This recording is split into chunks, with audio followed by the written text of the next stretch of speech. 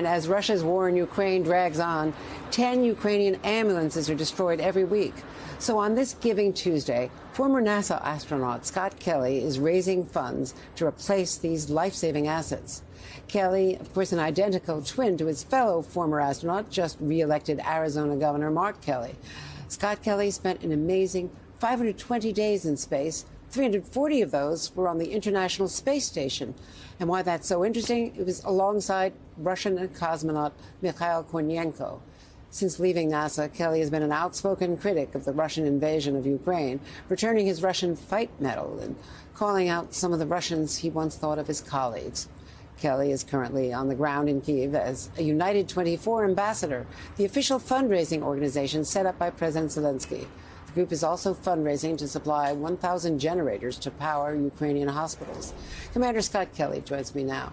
Thank you so much for being with us, Commander. This is very personal for you. You have family from Kharkiv, friends on both sides of the war.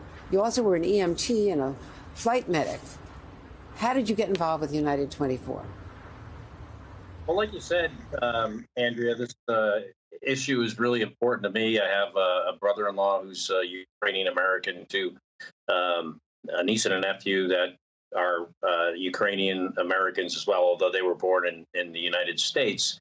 And I have Ukrainian friends. But I'm also a big believer in democracy and freedom. And as such, I think it's my responsibility to try to defend it in any way I can and help in this very significant cause. So, I got involved really early on in this fight. And recently I was asked to join President Zelensky's fundraising organization, United 24. I know we've all been in situations when our personal ideals sharply differ from those of a colleague or a friend. But how do you balance speaking your conscience and not jeopardizing the work that NASA is doing and, frankly, relies on Russians for?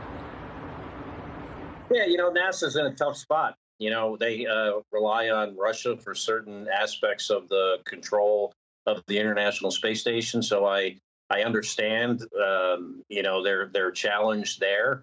But I don't work for NASA anymore. I'm a private citizen, so I feel like it's my responsibility to do what I think is right, and that's speaking out about this issue and trying to help in any way I can. Do you see a future for NASA that does not include Russia? Oh, absolutely. I think, as soon as we get to the logical end of the International Space Station program, I can't really see a scenario where NASA would ever cooperate in space with Russia again, assuming the current government is still in power. So I think I think NASA has a very bright future. And I think the Russian Space Agency's future is very grim. Now, this week you visited Irpin and Bucha, both sites of intense horrors, war crimes before our very eyes. You've also seen signs of incredible strength and resilience from the Ukrainians, and especially going into this winter without their power, without energy, without heat, water. How would you describe the situation now?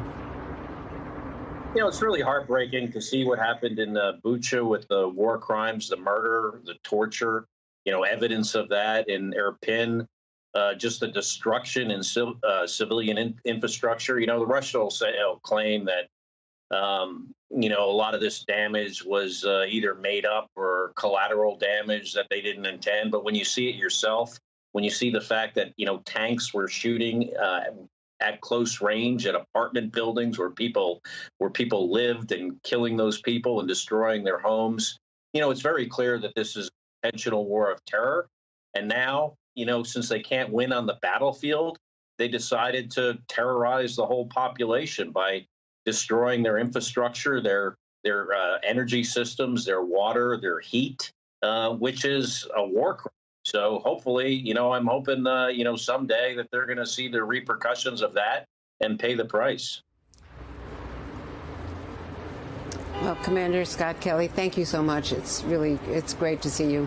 Thanks for what you're doing. And you can help the effort by donating on this Giving Tuesday. Just go to donorbox.org/Scott Kelly.